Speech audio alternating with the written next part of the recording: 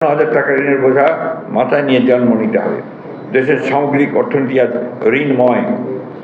Mega প্রকল্পের অর্থনৈতিক ফিজিবিলিটিবিহীন এসব ঋণ আমাদের সমগ্র অর্থনীতিকে দেশি বিদেশি অলিগার্কদের কাছে জিম্মি করে ফেলেছে। বাজেট প্রণয়নের ক্ষেত্রে বিষয়টি কার্যত এড়িয়ে যাওয়া হয়েছে। প্রিয় সাংবাদিকবৃন্দ, কার্যত দেউলিয়াত্বের দোরগোড়ায় পরিণত হয়েছে। সম্ভবত IMF বাংলাদেশের অর্থনীতিকে উদ্ধারের উপায় খুঁজে না পেয়ে তাদের ঋণ প্রাপ্তির ক্ষেত্রে শর্ত হিসেবে বৈদেশিক মুদ্রা রিজার্ভের লক্ষ্যমাত্রা 20.110 বিলিয়ন থেকে কমিয়ে 14.769 বিলিয়ন করতে বাধ্য হয়েছে। যদিও এটা শেষ রক্ষা হচ্ছে বলে মনে হয় না। দেশের রিজার্ভের পরিমাণ বর্তমানে 13 বিলিয়ন ডলার নিচে নেমে গেছে। ডলারের অভাবে ব্যাংকগুলো এলসি করতে পারছে না। মার্কিন কোম্পানি সহ বেশ কয়েকটি বিদেশি কোম্পানি ও এয়ারলাইন্সের বকেয়া পরিশোধ করা যাচ্ছে না। IATA বারবার বকেয়া বিল পরিশোধের তাগাদা দিচ্ছে।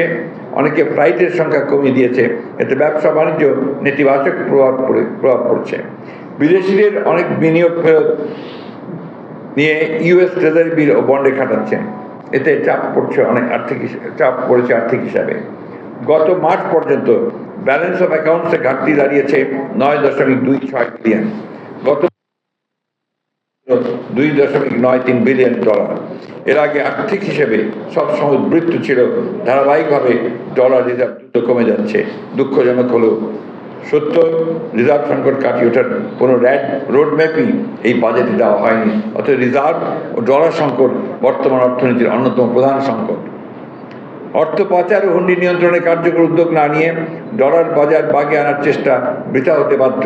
সাম্প্রতিক সময়ে একজন দামি সংসদের প্রতিবেশী দেশে নৃশংসভাবে খুন হওয়ার যে সংবাদ গণমাধ্যমে চাউর হয়েছে, সেখানে তার স্বর্ণ চোরাচালান সহ নানাবিধ চোরাচালান সিন্ডিকেটের সাথে জড়িত থাকার কাহিনী উঠে এসেছে এবং এর মধ্যে নেপথ্যের সরকারের আশীর্বাদ পুষ্ট আরও শক্তিশালী গঠনের কথাও বলা হচ্ছে। মধ্যে কথা, কথিত সাংসদ আনোয়ারুল আজিম আনারের ন্যায় কোন লেভেলের মহারথীরা বর্তমান সরকারি দলের নমিনেশন পায় ও কারা এ সরকার চালায় তা জনগণের কাছে স্পষ্ট হয়ে গেছে। প্রিয় সাংবাদিক বন্ধুগণ, দেশে প্রতিনিয়ত ধনী ও গরিবের বৈষম্য বাড়ছে। এই বাজেটে পক্ষপাতমূলক নীতি কাঠামো আয় ও সম্পদের বৈষম্যকে আরও বাড়িয়ে দেবে। গত 12 বছর ধরে দেশে গিনিস হক ঊর্ধ্বমুখী বা যা 2022 সালে 0.99 পৌঁছেছে। নিম্ন মধ্যবিত্ত থেকে শুরু করে মধ্যবিত্ত সবার ঘরে ঘরে নুন আনতে পান্তা ফোড়নের যে দুর্বিষহ অবস্থা, সেটা দেখার মতো চোখ বা বুঝার মতো দরদ মাফিয়া সরকারের নেই। অভিযাত্রা নিজেদের সন্তানদের জন্য আলাদা বিশ্ববিদ্যালয় করার প্রস্তাব দিতেও কসুর করে না। সুইজারল্যান্ডের UBS ব্যাংকের গত সেপ্টেম্বর 2023-এ প্রকাশিত প্রতিবেদন অনুযায়ী অর্থনীতির নিয়ে নানাবিধ সংকট সত্ত্বেও বাংলাদেশে বিলিয়নিয়ারের সংখ্যা 1700 দাঁড়িয়েছে, যারা দেশের GDPর মোট 10% নিয়ন্ত্রণ করে। অথচ এই গোষ্ঠীর কালো টাকা বৈধ করার সুযোগ সৃষ্টি করার জন্যই এই বাজেটে মাত্র 15% কর দিয়ে কালো টাকা সাদা করার আইনি কাঠামো সৃষ্টি করা হলো। অর্থ পাচার অব্যাহতভাবে বাড়ছে। GFI বলেছে 2009 থেকে 2018 পর্যন্ত বৈদেশিক বাণিজ্যের আড়ালে বাংলাদেশ থেকে 4,965 কোটি ডলার পাচার হয়েছে। CID রিপোর্ট অনুযায়ী এক বছরে হুন্ডি ব্যবসায়ীরা 75,000 কোটি টাকা সমপরিমাণ 7.8 বিলিয়ন ডলার পাচার করেছে। অন্যান্য বছর মিলে প্রতি বছর কমপক্ষে 1.5 লাখ টাকার সমপরিমাণের বৈদেশিক মুদ্রা বিদেশে পাচার হয়ে গেছে। বিদেশে বেগমপাড়া, সেকেন্ড হোম, আবাসিক সম্পদ ও বিত্ত বিভাগ করে তোলার কথা বাংলাদেশের ঘরে ঘরে সকলেই জানে না কেবল সরকার।